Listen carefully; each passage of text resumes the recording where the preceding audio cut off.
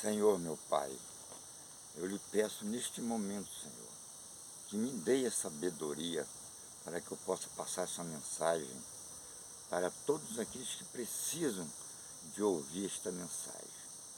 Senhor, envia o Teu Espírito, para que o Teu Espírito faça me lembrar de tudo aquilo que esquecerei durante esta mensagem.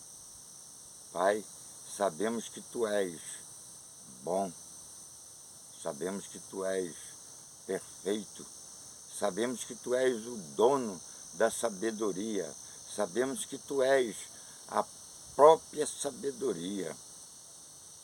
Eu lhe peço neste momento, meu Pai, em nome do nosso Senhor Jesus Cristo, que me dê a sabedoria. Tudo isto eu lhe peço em nome do nosso Senhor e Salvador Jesus Cristo. Amém? Ele disse que tudo que pedires ao meu Pai em meu nome, Ele vos dará. Então eu lhe peço, Senhor, que me dê a sabedoria, me dê discernimento da palavra, discernimento espiritual, para que eu saiba quais os espíritos que estão ao meu redor, para que eu não venha tropeçar, não venha cair nesta caminhada em direção a Ti, para que eu venha andar em Suas veredas, andar no prumo, andar em linha reta em direção a Ti. Tudo isso eu lhe peço e lhe agradeço, em nome do Senhor Jesus Cristo.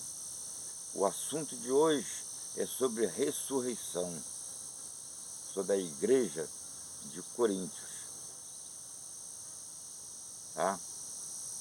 Que estava em dúvida, estavam ficando sem esperança no futuro, por causa desse assunto, ressurreição. Então, vamos na carta do nosso apóstolo Paulo aos Coríntios. Primeira carta aos Coríntios, no capítulo 15. Amém? Vamos meditar.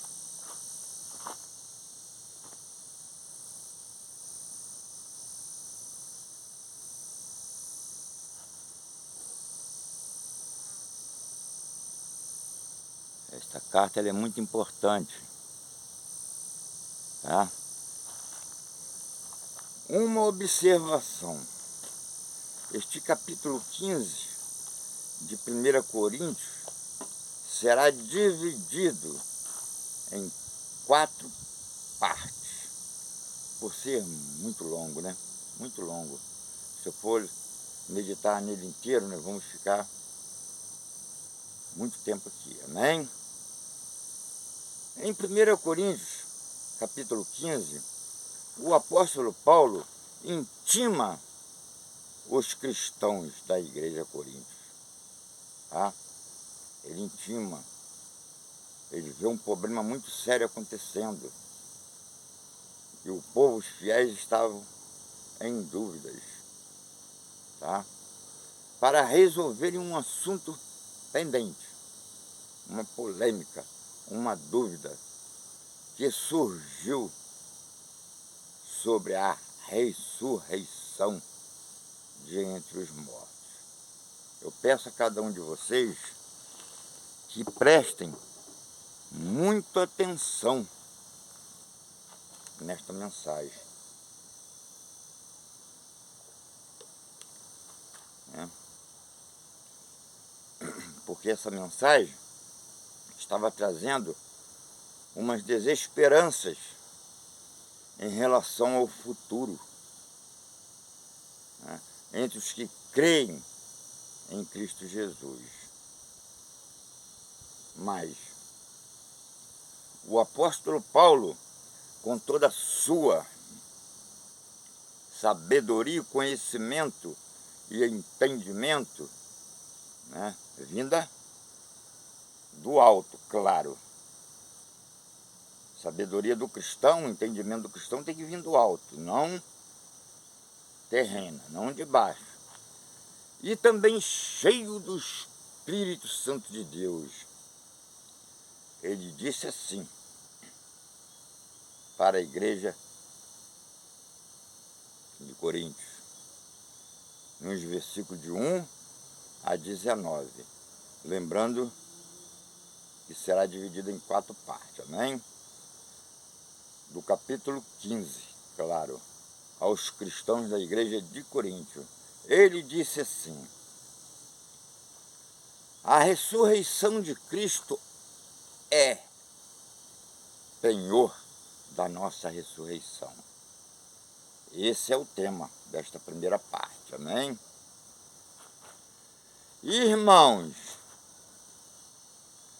quero lembrar-lhes o evangelho que lhe preguei.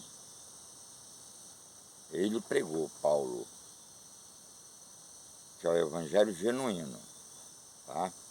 Os outros são anátemas, malditos. Está lá em Gálatas 1:8. O qual vocês receberam e no qual estão firmes. Por meio deste evangelho vocês são salvos, desde que se apeguem firmemente à palavra que lhes preguei. Não é essa agora que pregam aí, não. É a palavra que ele pregou. Né? Caso contrário, vocês têm crido em vão. Pois o que primeiramente lhes transmiti foi o que recebi. E tudo que ele recebeu, ele passou para toda a igreja. Preste muita atenção, hein? Que Cristo morreu pelos nossos pecados, segundo as Escrituras. Foi sepultado e ressuscitou ao terceiro dia, segundo as Escrituras. Prestem muita atenção, povo de Deus. E apareceu a Pedro, depois aos 12. Depois disso, apareceu, presta atenção, a mais de 500 irmãos de uma só vez. A maioria dos quais ainda vive. Quer dizer, naquela época que ele estava falando, tá? Não agora. É claro que já foram todos, né? Embora alguns já tenham adormecido. Depois apareceu a Tiago. Então, a todos os apóstolos. Depois destes, apareceu também a mim, disse ele, o apóstolo Paulo, como a um que nasceu fora de tempo. Ele veio depois, né? Depois de tudo, veio Paulo, que era um perseguidor da igreja do Senhor Jesus Cristo. Pois sou o menor dos apóstolos e nem sequer mereço ser chamado apóstolo, porque persegui a igreja de Deus. É mole. Mas, pela graça de Deus, sou o que sou. Assim diz Paulo. E sua graça para comigo não foi em vão. Antes, trabalhei mais do que todos eles. Contudo, não eu, mas a graça de Deus comigo. Muita sabedoria, amém? Preste muita atenção.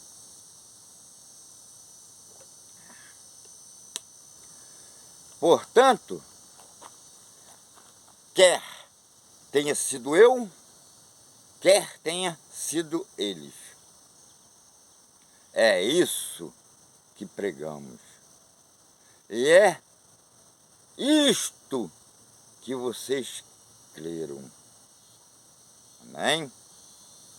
Ora,